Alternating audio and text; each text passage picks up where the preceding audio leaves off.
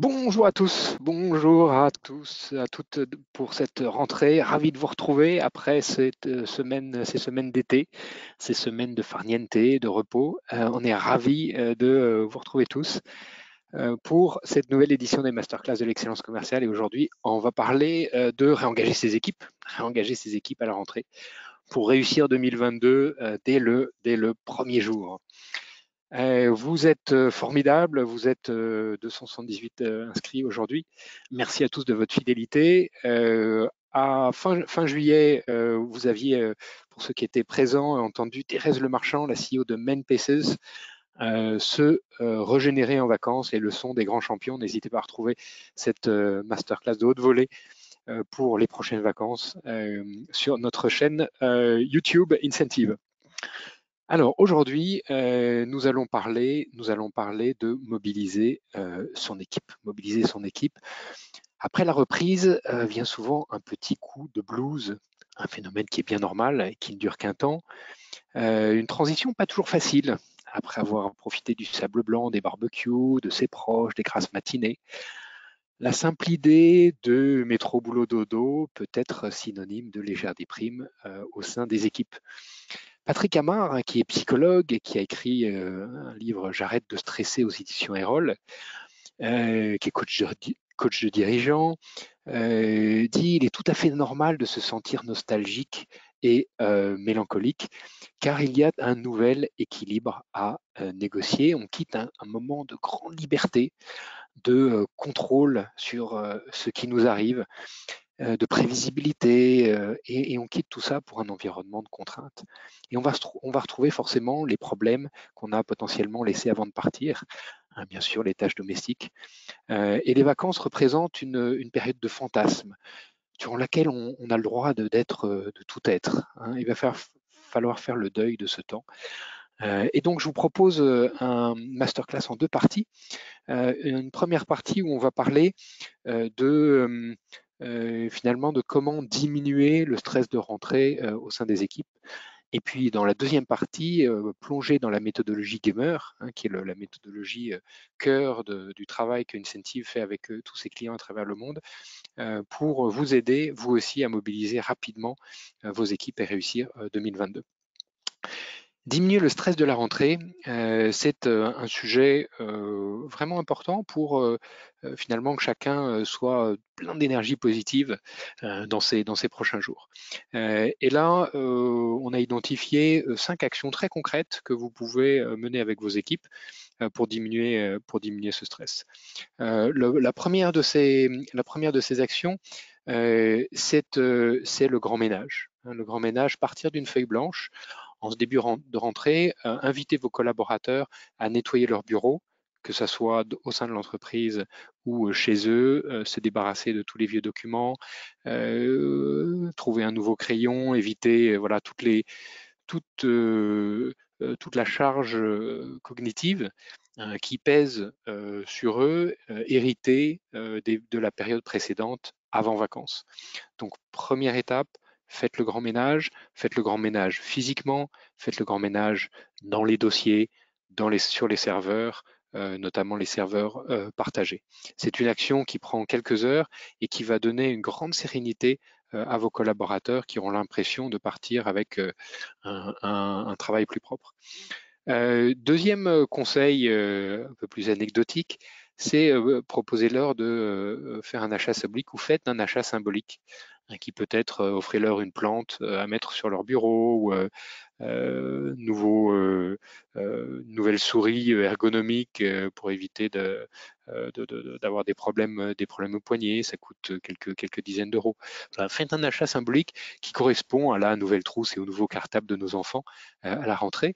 On est très sensible, peut-être par nostalgie, par souvenir de ces moments de notre jeunesse, hein. On est très sensible à ces petits gestes qui ne coûtent pas grand-chose et qui peuvent signifier beaucoup de l'attention que vous portez à vos équipes, à vos collaborateurs.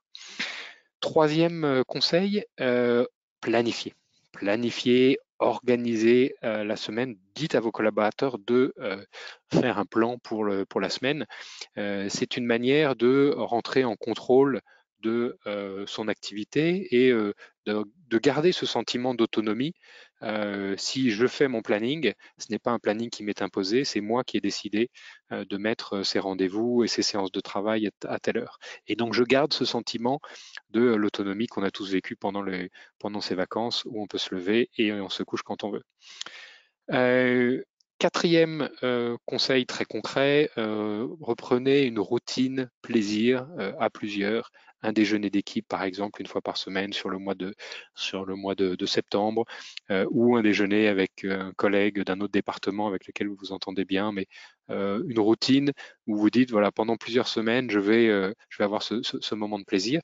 Et puis, dernier conseil, proposez-leur et proposez-vous à vous aussi de vous offrir un moment cocooning en rentrant. Prenez 10 minutes, 15 minutes pour prendre un bon bain, voilà, pour garder ce pouvoir du plaisir vivant tout au long de cette rentrée, alors qu'on est encore plein d'énergie de ces vacances. Alors voilà les quelques conseils que l'équipe d'Incentive a rassemblés des discussions qu'on a avec nos clients, des initiatives internes aussi, pour vous aider à ramener de la sérénité dans cette période de rentrée et diminuer le stress bien naturel qu'on vit tous dans ces premières journées. Voilà, ça c'est une sorte d'introduction, hein, introduction, 5 petits conseils très pragmatiques. Le cœur de ce webinaire, c'est la mobilisation de son équipe. La mobilisation de son équipe pour réussir en 2022. Et réussir en 2022, ça veut dire animer ses objectifs de façon structurée, organisée. Et pour ça, Incentive a développé depuis une dizaine d'années une méthodologie qui s'appelle la méthodologie Gamer, qui est déployée auprès de tous nos clients aujourd'hui. Alors pour prendre quelques exemples, cette méthodologie, elle a permis à Gain Prévoyance, 600 conseillers assurance, et à Michel Saped d'augmenter la productivité commerciale de 72% en 3 ans. Avec une méthodologie bien structurée d'animation de la performance managériale et d'animation de la performance commerciale. Cette méthodologie, elle a permis à Orange de déployer et faire adopter Salesforce en un temps record pendant le Covid. En 5 mois, Orange a réussi à déployer Salesforce auprès de 2500 conseillers entreprises avec une méthodologie gamer, donc de gamification des objectifs, des activités et des métriques associées. Gamer, c'est également une méthodologie qui a été appliquée à la SNCF dans les bars TGV, dans un contexte fortement syndiqué, pour accompagner la transformation du rôle des managers de points de vente, donc on appelle des baristas. Benoît Avignon, directeur général de Nurez Wagon-Lit, Georges de Panafieux, directeur commercial, ont été nos partenaires pour travailler sur la mobilisation des équipes et recréer un sentiment d'appartenance autour des objectifs et dans l'organisation, avec un résultat assez spectaculaire, puisque première année, plus 20 millions d'euros de chiffre d'affaires, et la satisfaction client, depuis le tout début, on a commencé à travailler avec eux, est passée de 65 à 92% grâce au travail de toutes les équipes et des 1500 responsables de points de vente, des 1500 baristas des bars TGV. Donc c'est une méthodologie qui est éprouvée, qui est testée dans de multiples secteurs, que ce soit la santé, le laboratoire pharmaceutique, les télécoms, le retail, l'industrie ou la banque ou l'assurance. Ce qui nous permet aujourd'hui de déployer Gamer dans plus de 20 pays et dans 9 langues. Voilà. Donc Gamer, qu'est-ce que c'est? Gamer, c'est une méthodologie. Alors c'est pas une recette magique. Les quelques recettes un peu magiques, on les a données avec les 5 conseils au début de ces entretiens. Là, c'est pas des conseils, c'est pas une recette magique, c'est plus une méthodologie bien structurée pour réfléchir à l'animation de la performance et comment on va engager l'ensemble de ses collaborateurs dans les objectifs de fin d'année. Alors Gamer, qu'est-ce que ça veut dire? C'est un acronyme, d'abord, c'est un acronyme en anglais. C'est un acronyme qui permet de réfléchir tout d'abord pour chaque persona Un persona, c'est un niveau de collaborateur. Par exemple, mes directeurs régionaux, mes managers d'agence ou managers de proximité, mes commerciaux, mes avant-ventes techniques. Voilà, ça, c'est chaque typologie de collaborateur. On va d'abord identifier chaque typologie de collaborateur sur lequel on veut travailler, hein, qu'on veut engager, et ensuite typologie par type, type de collaborateur par type de collaborateur, on va pouvoir dérouler cette méthodologie Gamer. Donc Gamer, vous voyez, c'est du travail, hein, c'est des ateliers, c'est des réunions, ça se déploie assez rapidement, et des méthodologies des clients avec qui on a déployé Gamer en 48 heures, d'autres avec lesquels ça prend un peu plus de temps parce que on travaille sur un plan annuel, et là ça met plusieurs semaines. Alors Gamer, qu'est-ce que ça veut dire? Gamer, c'est un acronyme qui signifie Goals, Activities, Metrics, Engagement et Recognition. Donc en français, c'est objectif, activité, métrique, engagement et reconnaissance. Et on va voir comment les ateliers qu'on mène permettent, en partant, en suivant ces cinq sujets, de créer des mécaniques d'animation de la performance tout à fait originales, beaucoup plus efficaces et engageantes que les traditionnels challenges commerciaux qu'on peut décider en dernière minute pour essayer de booster un objectif qui a du mal à être atteint. Là, il s'agit vraiment d'une méthodologie d'engagement, hein, d'engagement de la performance, qui s'appuie, vous le verrez dans la quatrième partie sur l'engagement, sur la théorie de l'engagement qu'Incentive a développée ces dernières années. Alors, on va commencer par les goals. Donc, les goals, c'est quels sont les objectifs spécifiques à chaque niveau de l'organisation. Donc, les commerciaux, le manager d'agence, les directeurs régionaux. Et là, bien sûr, on peut dire mon objectif, c'est de faire mon objectif. Ouais. On va essayer de descendre un niveau plus bas. Spécifiquement, qu'est-ce que ça veut dire? Est-ce que c'est faire une croissance de 3% par rapport à l'année dernière? Est-ce que j'ai dans mon plan sur les 6 prochains mois de lancer une nouvelle offre de service par exemple, de recruter 27 commerciaux? Voilà, chacun de ces objectifs doit être très explicite pour ensuite pouvoir être travaillé de façon autonome. Les objectifs, ils vont être différents des objectifs entre les différents personas. Si on reprend les mêmes objectifs commerciaux pour les managers d'agence, finalement, on réduit le rôle de manager d'agence à un relevé de compteur. Si les objectifs du manager, c'est les mêmes objectifs que le commercial, le manager n'a pas d'existence en propre. C'est lui nier son rôle dans l'organisation, finalement. S'il n'est là qu'en appui du commercial, finalement, ses compétences ne sont pas différentes de celles des compétences d'un commercial. Et donc, il faut prendre le temps de définir quels sont les objectifs d'un manager. Alors naturellement, dans une organisation commerciale, il y a les objectifs business, et les objectifs business des managers sont souvent la consolidation des objectifs business de ses collaborateurs.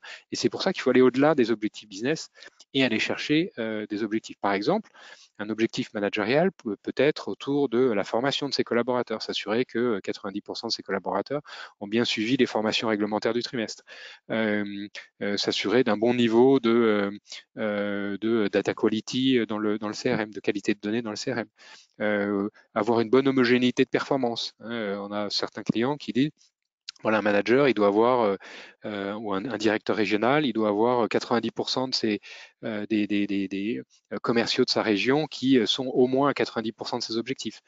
Donc c'est une manière de fixer des objectifs de progrès en plus des objectifs purement opérationnels et business.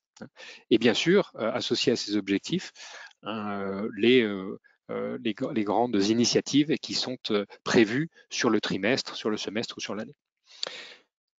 Une fois que j'ai ces objectifs, donc par exemple, j'ai un objectif de dépasser mon quota de 2%, d'ici la fin de l'année, parce que je vois que j'ai cette possibilité d'aller chercher un peu plus que ce qu'on m'a demandé dans le budget. Un deuxième objectif qui peut être lancer une nouvelle offre Service Plus, et un troisième objectif qui peut être de recruter 15 collaborateurs dans ma région. Une fois que j'ai ces objectifs, la deuxième étape, qui est le A, hein, c'est les activités, A pour activities.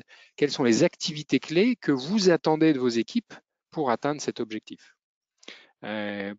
Parmi ces activités, si je veux faire 2% au-delà de mon quota, au-delà du budget, il faut peut-être que très rapidement, dès cette rentrée, je rappelle tous les prospects en cours et les prospects perdus l'année dernière, hein, pour essayer de renouer contact avec des prospects perdus l'année dernière. Et je sais que ces prospects perdus l'année dernière, parce que j'ai fait des opérations similaires dans le passé, ça va me permettre d'aller trouver quelques centaines de milliers d'euros de business supplémentaires en plus de mon pipe actuel.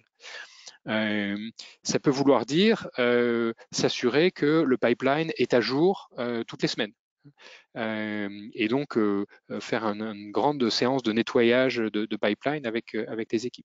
Donc on va détailler comme ça de façon très précise les activités sur lesquelles on attend les collaborateurs. Alors bien sûr, il faut pas avoir comme il ne faut pas avoir trop d'objectifs, hein, les objectifs, trop d'objectifs tue l'objectif, il ne faut pas avoir trop d'activités non plus, puisque derrière, et c'est le troisième niveau, ces activités, il va falloir les suivre. Hein, parce que si c'est un engagement collectif de rappeler tous les clients perdus l'année dernière, il faut être capable de le mesurer pour garder une crédibilité managériale, une crédibilité de leadership. Et donc ça, c'est le troisième niveau, c'est les métriques. Comment va-t-on suivre les progrès de chacune des activités? Et alors là, le digital est extraordinairement puissant pour ça, parce qu'on peut aller assez facilement maintenant dans les systèmes, consolider l'information, et que ce soit dans Incentive ou même sur un fichier Google Sheet ou un fichier Excel, agréger les quelques indicateurs clés qui vont permettre de suivre les progrès de ces activités. Mais tant que j'ai pas fait le travail de spécifier les objectifs au-delà de mon quota et de spécifier les activités sur lesquelles j'attends chaque persona pour l'atteinte de chacun de ces objectifs, les métriques finalement ça va rester les métriques classiques, hein, et les métriques classiques, on s'aperçoit que elles sont souvent dispersées dans des systèmes différents. Je vais avoir un objectif de formation qui va être que je vais pouvoir suivre dans la plateforme d'e-learning, un objectif managérial de suivi d'accompagnement terrain que je vais pouvoir suivre dans les rapports mensuels à la main. Je vais avoir de la qualité de données dans le CRM que je vais pouvoir suivre dans le CRM. Donc, voilà.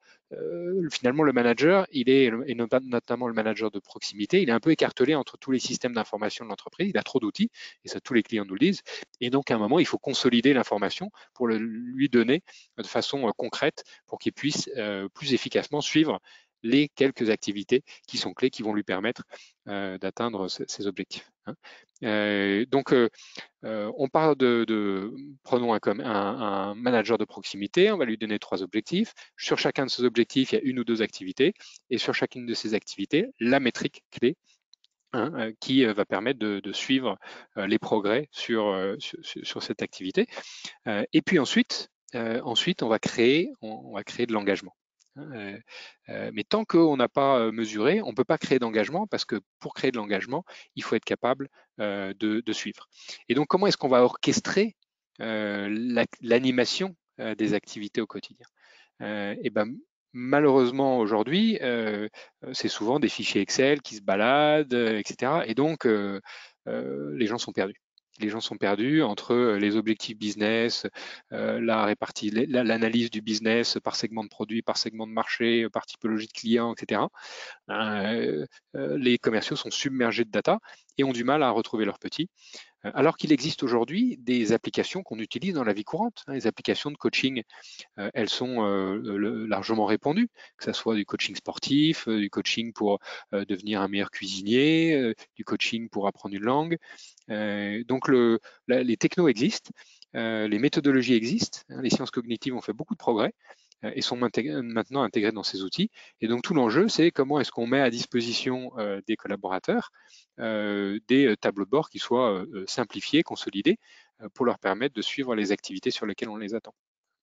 Donc c'est une manière de descendre d'un niveau, plutôt que de parler uniquement des résultats, maintenant on va parler plus des activités et du suivi de ces activités. Et quand on ouvre une app de sport connectée, on est capable de suivre jour après jour combien on a fait de kilomètres et comment on se compare par rapport à un cousin qui est à l'autre bout de la France et qui lui aussi prépare le marathon cet hiver.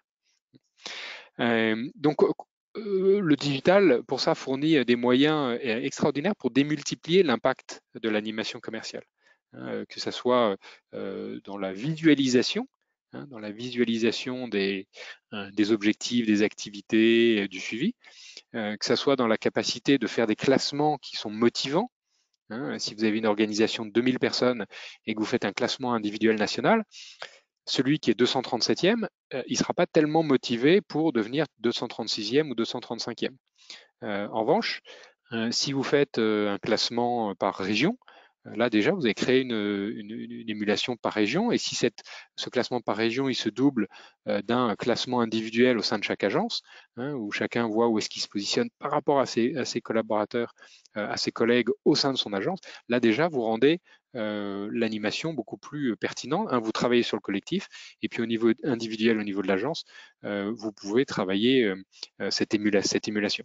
Mais quand on a 200 agences en France, faire un classement individuel de chaque collaborateur au sein de son agence, ça demande un peu de travail, soit faire des macros Excel, soit d'utiliser des outils qui font ça tout seul et qui vous permettent d'animer cette performance plus efficacement. Dernier sujet important, la reconnaissance. Alors la reconnaissance est probablement le sujet sur lequel il y a le moins de travail formel qui est fait au sein des entreprises, si ce n'est d'organiser régulièrement des séminaires où on va faire monter sur l'estrade les meilleurs performeurs, ceux qui ont le plus contribué à la réussite de l'année. Finalement, on s'aperçoit que la reconnaissance, elle est liée beaucoup plus au quotidien. Le pouvoir de reconnaissance, il est beaucoup plus fort dans la reconnaissance au quotidien, par le manager, bien sûr, par l'organisation lors d'événements un peu plus majeurs, et également par les collègues. Là aussi, le digital permet de suggérer à des managers, de suggérer à des directeurs régionaux, de suggérer à des collègues des félicitations, voilà, pour renforcer ce sentiment d'appartenance, ce sentiment de faire partie d'une équipe qui gagne, qui est un des énormes piliers de l'engagement. Je vous invite si vous n'y avez pas assisté, à reprendre une masterclass sur les 4 piliers d'engagement. Il s'appelle TISA, qui est le modèle d'engagement développé par Incentive ces dernières années. Et dans le modèle d'engagement TISA, le pilier le plus puissant pour engager un collaborateur ou pour engager des équipes, c'est le collectif, c'est l'esprit d'équipe, c'est le sentiment d'appartenance et la fierté de faire partie d'une équipe qui gagne, qui nous fait tous descendre et danser dans la rue quand on gagne la Coupe du Monde de football. C'est pas notre salaire, c'est pas la capacité d'être plus autonome et d'apprendre. C'est vraiment la fierté collective extraordinaire qui nous saisit quand on gagne ensemble. Voilà.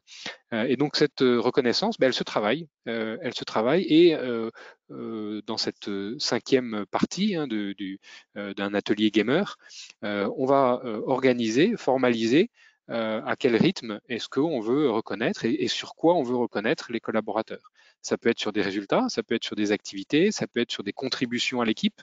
Est-ce que tel collaborateur a partagé des bonnes pratiques, a partagé des success stories, et à quel rythme on va les reconnaître et qui va reconnaître. Et là aussi, on va s'assurer qu'il y a de la reconnaissance à tous les niveaux, parce que les commerciaux ont besoin de reconnaissance, mais les managers commerciaux, ils ont aussi besoin de reconnaissance. Et souvent, le leadership et les directeurs régionaux oublient que les managers, eux aussi, ont besoin de reconnaissance. Et donc, on identifie très rapidement lors de l'atelier des opportunités de renforcer ce sentiment de fierté collective en organisant la reconnaissance de façon plus structurée. Donc voilà en quelques mots la méthodologie gamer. C'est une façon de structurer finalement une démarche qui vous permet, en fonction des objectifs que vous fixez, et encore une fois, ces objectifs, ce n'est pas forcément des objectifs business, on l'a vu avec Orange, hein, l'objectif d'Orange, c'était déployer Salesforce rapidement pendant le Covid. L'objectif de la SNCF au sein des bars TGV, c'était améliorer la satisfaction voyageur. L'objectif de Michel Saped chez Gain Prévoyance, c'est d'améliorer la productivité commerciale.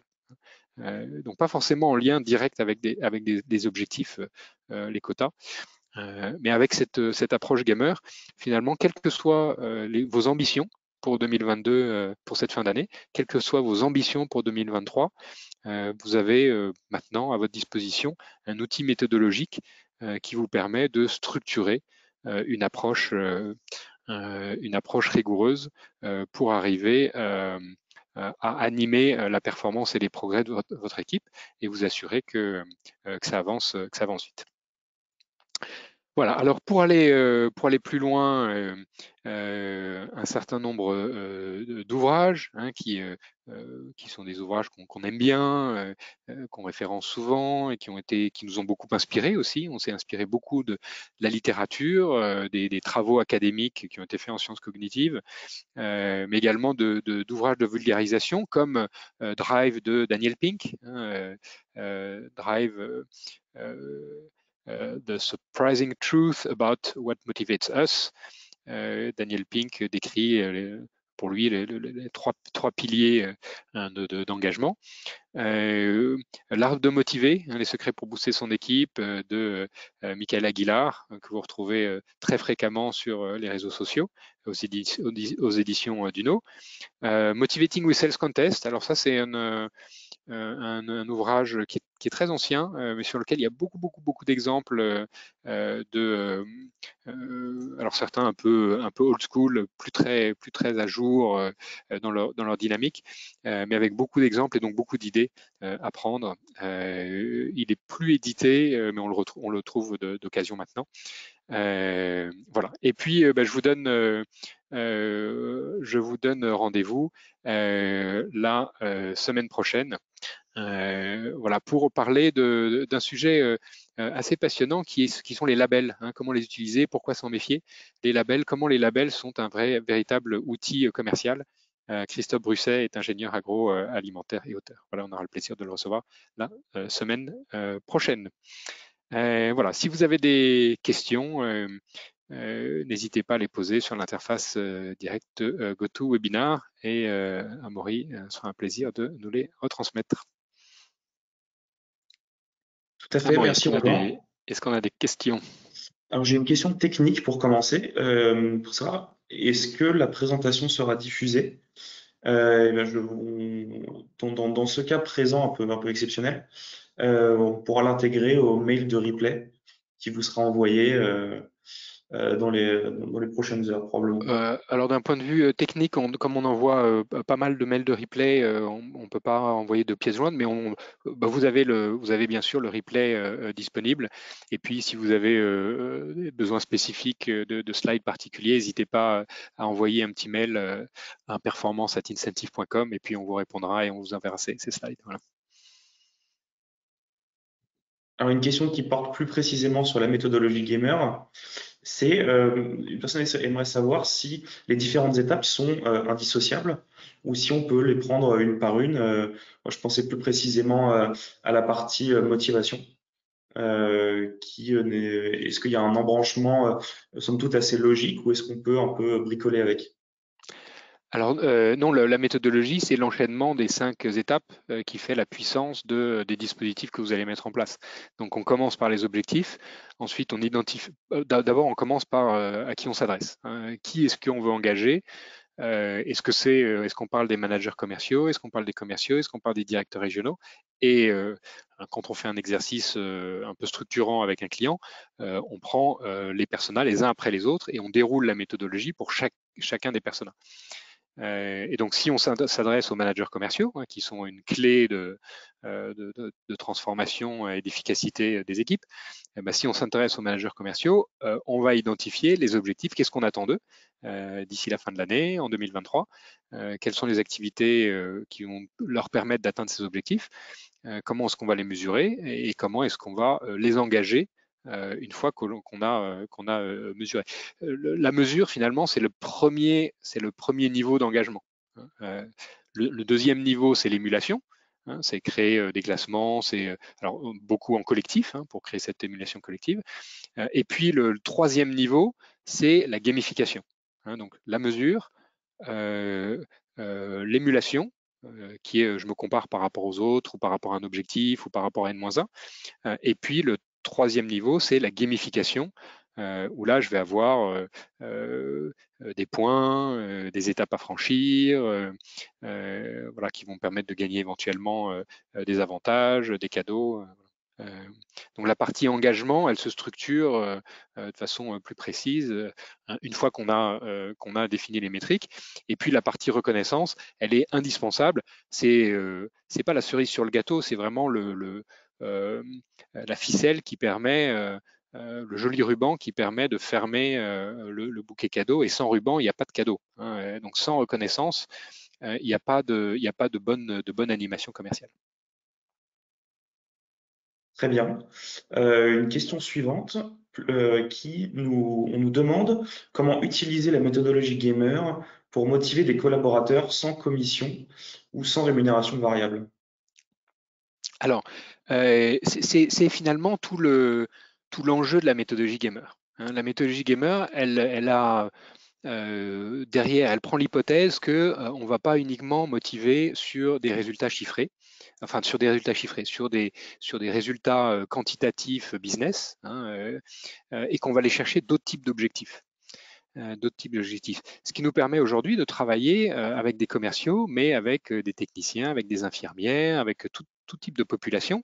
Mais chaque type de population, on va définir des objectifs. Ça ne sera peut-être pas faire 3 millions d'euros de chiffre d'affaires d'ici la fin de l'année. Ça sera peut-être améliorer, ce qui était le cas à la SNCF, hein, améliorer la satisfaction voyageur.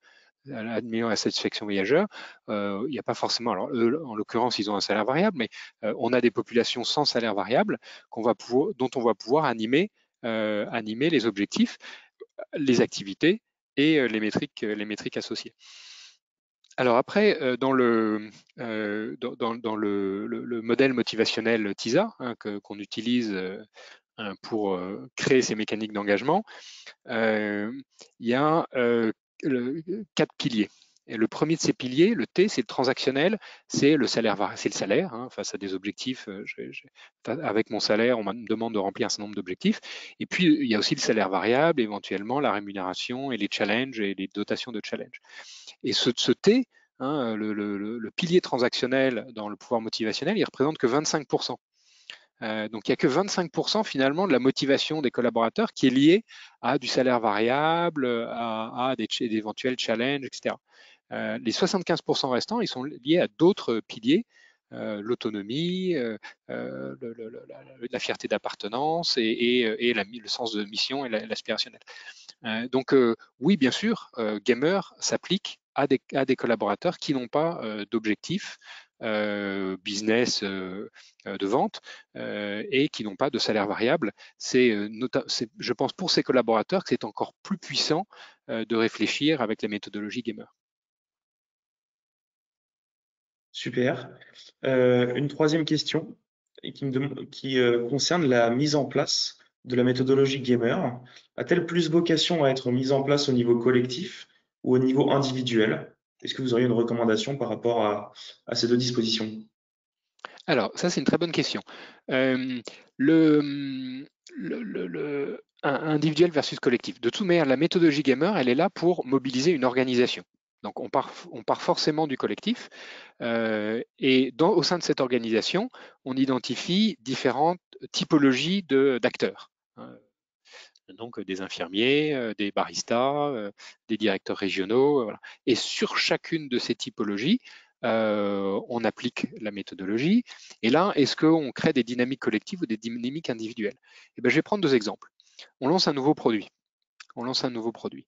Je lance un nouveau produit et puis, bah, naturellement, le directeur commercial dit on va faire un challenge individuel pour que ceux qui vendent le plus de ce nouveau produit d'ici la fin de l'année gagnent un beau voyage. Voilà. Catastrophique. Catastrophique. Et pourtant, c'est un réflexe naturel. On a envie de créer de l'émulation, on a envie de créer un peu de fun, un peu d'animation autour de ce lancement. Donc, je fais un challenge. Voilà. Pourquoi est-ce que c'est catastrophique? Parce que quand on lance un nouveau produit, on va être confronté à des nouvelles situations vis-à-vis des clients. On va être confronté à des nouvelles objections et donc on va devoir ajuster le discours, on va devoir ajuster la documentation commerciale, on va devoir peut-être modifier quelques process. Et donc on a besoin de faire remonter du terrain toutes ces remarques, on a besoin de faire remonter du terrain toutes ces nouvelles objections, on a besoin d'organiser le partage d'expériences entre les collaborateurs.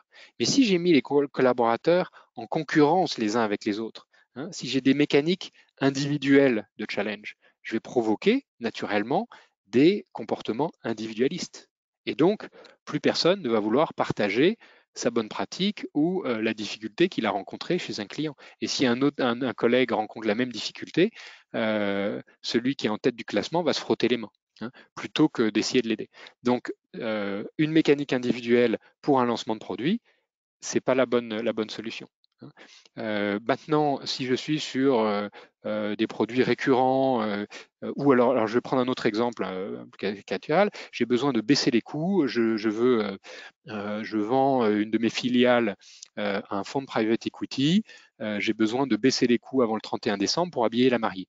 Hein, j'ai un objectif très court terme, financier, direct. Là, je peux avoir des objectifs individuels de réduction de coûts sur chacun de mes patrons de business unit ou chacun de mes patrons régionaux. Et je peux les mettre en concurrence et je peux avoir des récompenses individuelles en fonction du niveau de réduction de coûts auquel ils seront arrivés, puisque collectivement, en tant qu'entreprise, on bénéficiera de chaque euro qui aura été économisé d'ici la fin de l'année. Donc là, on peut avoir des mécaniques gamers individuelles, alors que dans le cas d'un lancement de produit, il faut impérativement travailler au niveau collectif. Super. Et j'ai une dernière question qui sont par rapport aux résultats. C'est-à-dire, quels sont les résultats escomptés de manière générale quant à cette méthodologie? Sont-ils plutôt quantifiables ou plutôt avoir attrait au RSE de l'inquantifiable? Alors, les résultats de cette méthodologie, elle a vocation à engager autour d'objectifs. Et la puissance de cette méthodologie, c'est qu'elle s'applique à n'importe quel objectif. Et on travaille aujourd'hui avec des clients historiquement beaucoup sur des objectifs d'efficacité commerciale. Hein. Mais on peut avoir, dans le cas de ces objectifs d'efficacité commerciale, des objectifs de montée en compétences. Hein. On peut avoir des objectifs d'adoption d'outils, comme dans le cas d'Orange. Et de plus en plus, nos clients nous sollicitent sur des objectifs de responsabilité sociale et environnementale, hein, avec la même capacité des plateformes de coaching, et notamment de la plateforme Incentive, d'onboarder des collaborateurs sur un nouveau sujet, hein, autour de nouveaux objectifs, euh, de les engager sur les activités qui auront été identifiées en les gamifiant, et de s'assurer d'une bonne reconnaissance et d'un bon suivi dans le temps des managers grâce aux fonctionnalités de coaching commercial qui sont disponibles. Hein. Donc on prend un collaborateur, on l'onboard, on l'engage sur les activités qui vont permettre d'atteindre les objectifs, et puis on s'assure que c'est une transformation durable qui s'inscrit dans le temps grâce à des mécaniques récurrentes de reconnaissance et de coaching. Voilà, bah écoutez, un immense merci pour votre présence aujourd'hui. Vous êtes très très nombreux pour cette rentrée. On est très heureux de vous retrouver pour une nouvelle année de masterclass de l'excellence commerciale. Je vous dis à la semaine prochaine. Merci encore à tous et à toutes de votre fidélité et bonne rentrée.